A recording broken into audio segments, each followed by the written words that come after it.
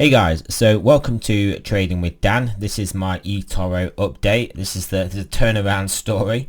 So over to the charts. So you can see I took a trade. I think I did tell you guys that I went to sell Euro Japanese yen. I told you that in my last video, but I actually sold Euro US dollar by accident. So I closed that and then opened the sell Euro, the actual trade that I wanted to do. So that was based, as you can see, on my sell signal here, and then you can see we obviously came down pretty well. So that was actually a great sell signal. Initially the trade did go against me. It did go against when I took the position. So what I did was I wasn't too sure then whether we were gonna come down, so I did tighten the actual take profit. So I actually took profit around this level here, bearing in mind we've gone roughly the same distance offside, and as you can see that was very premature, and I could have probably taken another 1, 2, 3, 4 times the amount of profit if I got out of the low. So yeah, so that is a lesson that I need to learn, really, running those profits even though if it goes offside first. But yeah, that was a brilliant trade. And also I actually did take the buy here where and this was the other day, so you can see on here I think I took the buy, the buy Euro Japanese yen, and then we made a profit out of that one here. So we made a better profit out of that one. So I ran that trade longer. So you can see we took those two trades, the buy and the sell, both profitable trades. Right, so over to gold. I'm holding a gold position that's quite a bit offside. So I did tell you guys that my indicators weren't saying buy. And I was, because I could see that stocks were coming off, so I did assume gold was then going to carry on up. So that is obviously, I have to learn a lesson from that, because that pretty much was a wrong thing to do. I should literally just based on what my charts say, because that's just the way that I'm gonna make money. So rather than trading my opinion, so I did just trade my opinion. I told you guys when I had the trade on yesterday that it was just my opinion.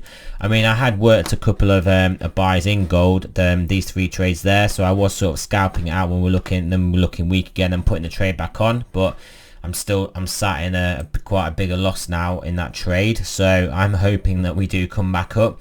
But let me just tell you how I should have been trading that. So obviously we should have bought here when we were in the 15-minute DMT buy, this green here. So what I should have been doing was, based on the Dominator, I should have been looking to get out when we click to a sell, and then when we reverse back to buy, getting back long again, getting out when we went to sell, getting back long again. And that's how you trade that.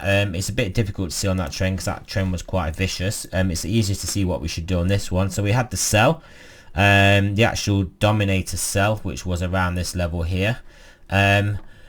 How we actually trade the actual Dominator is on the 25 minute, so we would have taken a sell here, but that's just to take a Dominator sell trade independent of the DMT, because you can see the DMT, well, the DMT probably has switched to a sell around there as well.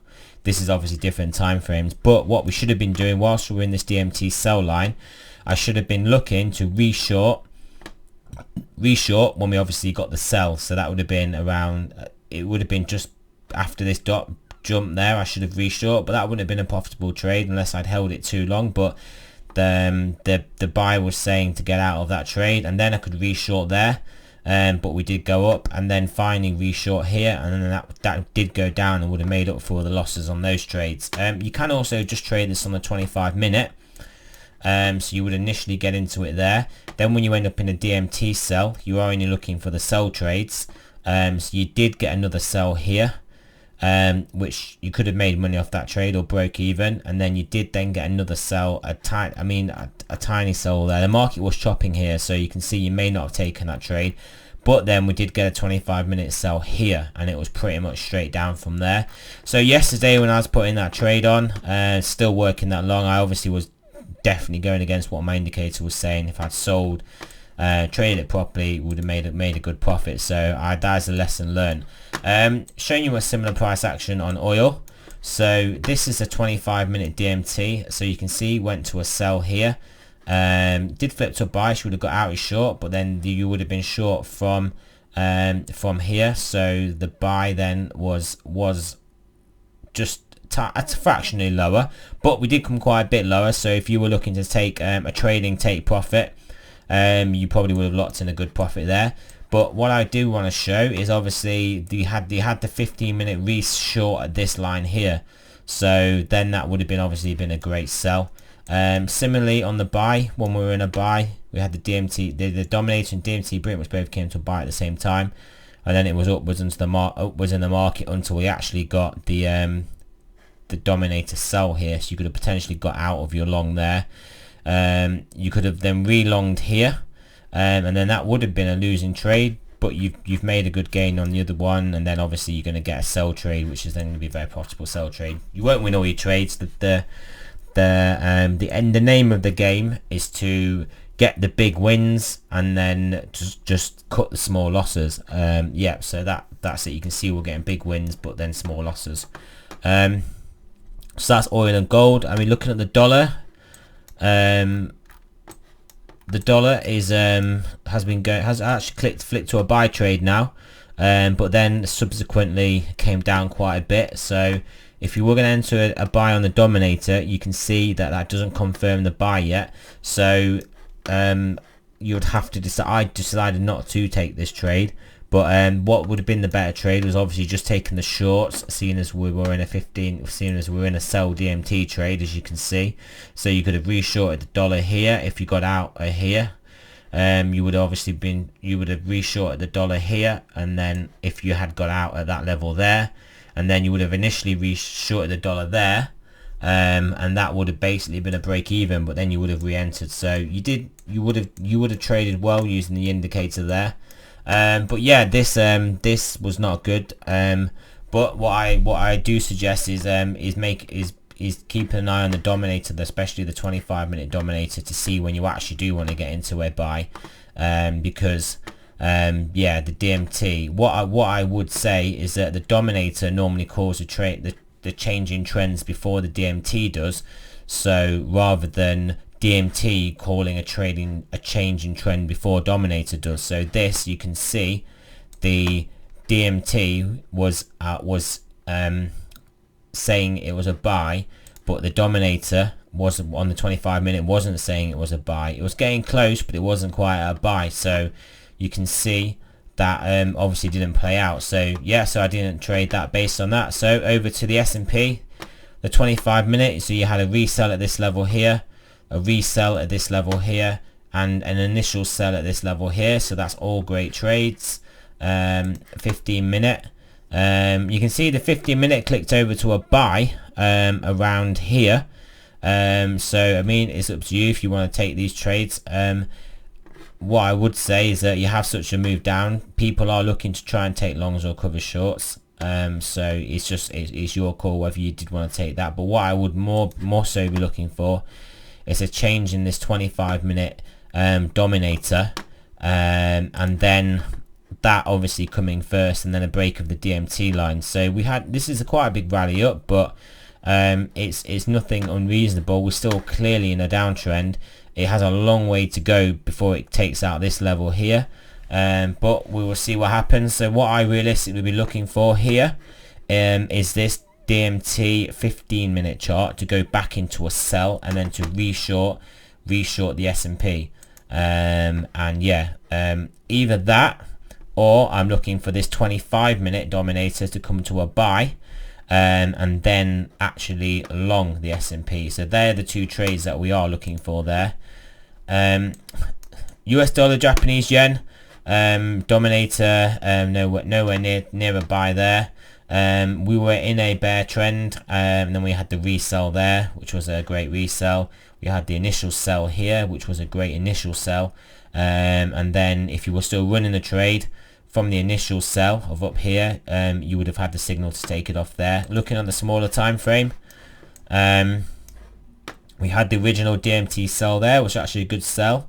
We had the Dominator original on 15-minute sell here, which was before that, but that's not necessarily a trade you were going to take unless you were thinking this move is exhausted, which when you see these sells come in on the 15-minute, maybe you see the first initial ones, and then you probably think, well, we ignore the first ones because we may be in a trending move. But after the trend has moved quite a bit, you would expect some sort of a retrace, and so then maybe the next buy would be on the 15-minute, would even be an opportunity to buy. But you are safer waiting for the 25-minute buy.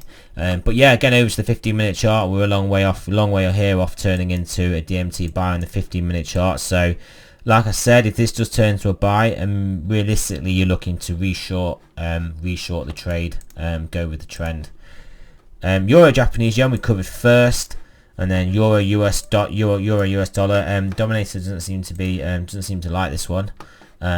So we may actually remove this from the chart. It was only on, I think, before because I was checking it out, because someone was asking me to look at it. Right, so yeah, so like I said, I need to stick to the strategy. Hopefully we'll have a rally in gold. If we get a rate cut, gold will probably rally up with that. There is some manipulation going on in gold, some big selling coming at like after hours when markets are illiquid to force prices down. You can argue that was definitely the case not in the last one, but the one before that. If we go over to the gold price, I'll show you which one that was. So let me just have a look at a 1 hour chart here. Yeah, so it was, I can't actually remember which one it was for definite now. Just zoom this in a bit.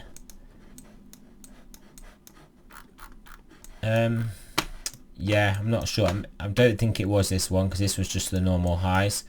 We did have a big sell into the market.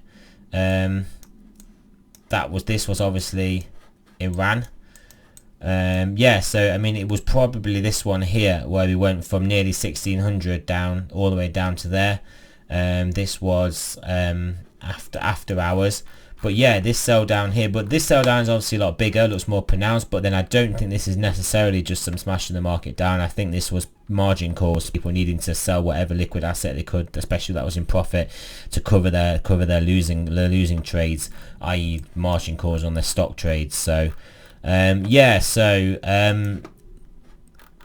I can fully see gold recovering from here. Otherwise I wouldn't be holding the trade still. I am cognizant of the fact this does look like a bear flag, but if the Fed gets released, gets more relaxed on its monetary policy, it has to be a positive for gold. So I fully expect this to be back up next week. But yeah, again, there's my emotions, there's my feelings. So I've got to basically maybe wait till we actually get a legitimate buy signal, ideally in this 25-minute Dominator, and then I can go long more gold on hopefully what is then becoming an uptrend again. So yeah, gold, that's it. I don't know why I've got a red flag on here. Oh, it's gone, so I must have clicked on it. Right, so yeah, so that's the update. They're the trades. These are my positions. Yeah, so it's just that gold loss on there. I mean, I was actually out of the office as well. Friday afternoons, I'm usually out of the office, so I wasn't even monitoring this, but I should have had a stop loss in. But originally though, my take profit for this, I did, let me see, where did we put it? Yeah, the take profit for this trade, you can see, was actually higher than this. I did have it at over 1700, so my actual take profit was well over $100 profit. So I mean, risk reward, it was still more than 1-to-1 even based on this here, but this may have to be a stop out. And also it wasn't a proper trade, and I need to stick to the proper trades. So we're gonna do this turnaround guys. So yeah, so anyway, thanks for listening guys. Remember, that's not financial advice, I'm not a financial advisor. Thanks for listening, and I will speak to you guys maybe tomorrow, but obviously these markets are open, so possibly Monday. But yeah, but either way, I'll speak to you guys soon.